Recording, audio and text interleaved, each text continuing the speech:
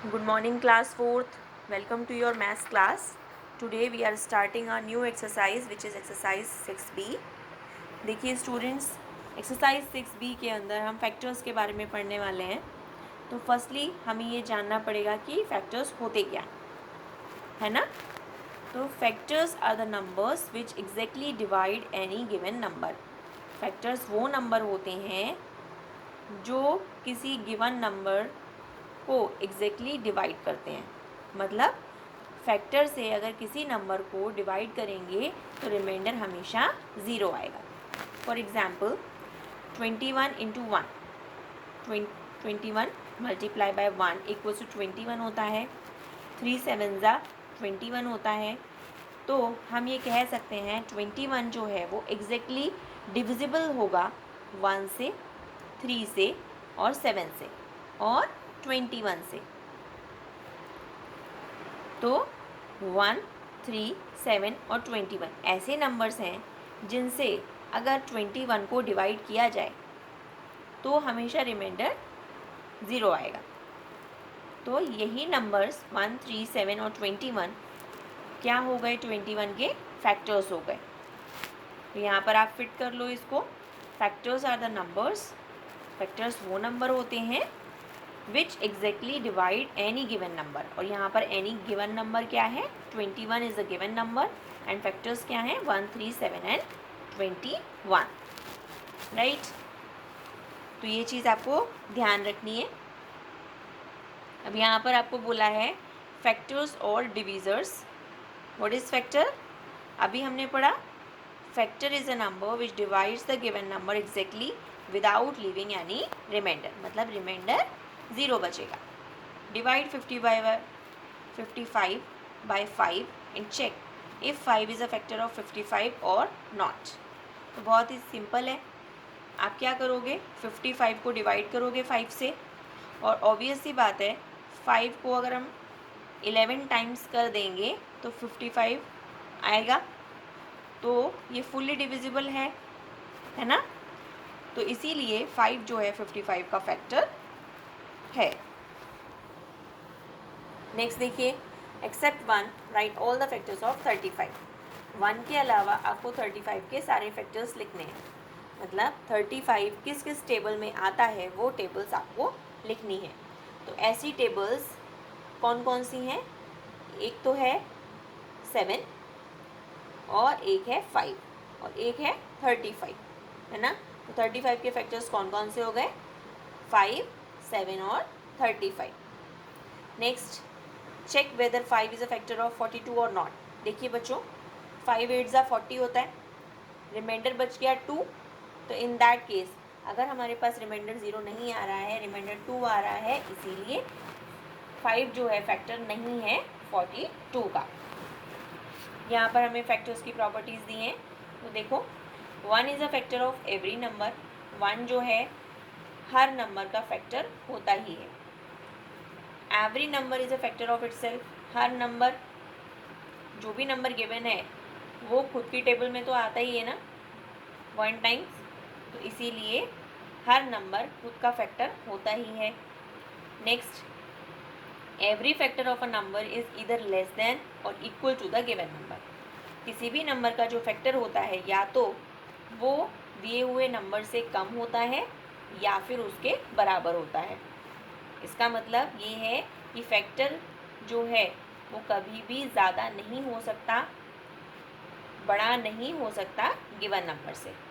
Okay, now we are starting 6b.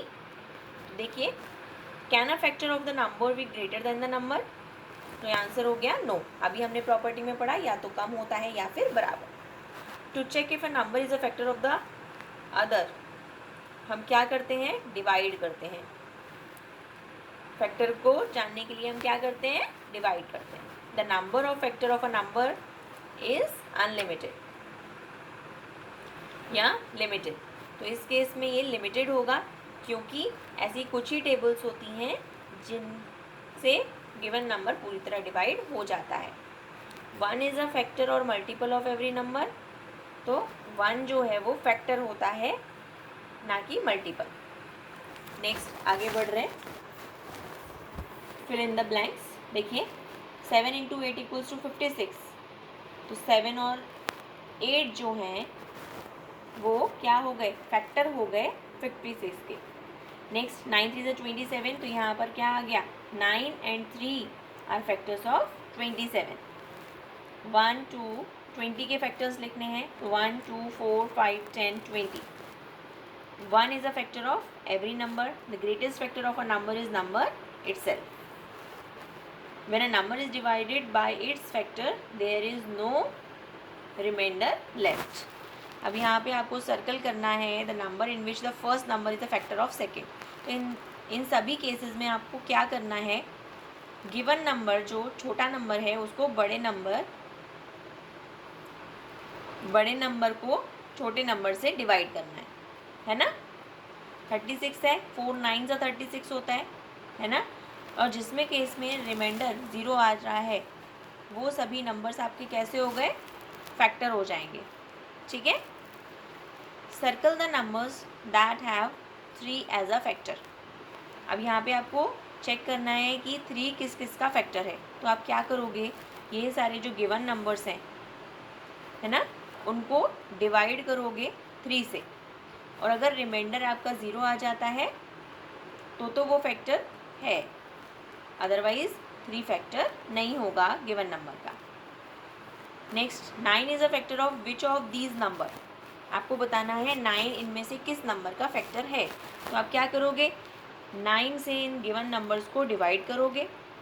जिस भी case में रिमाइंडर 0 आता है वो नंबर जो है उस नंबर का फैक्टर 9 माना जाएगा। List out the factors of 36 45।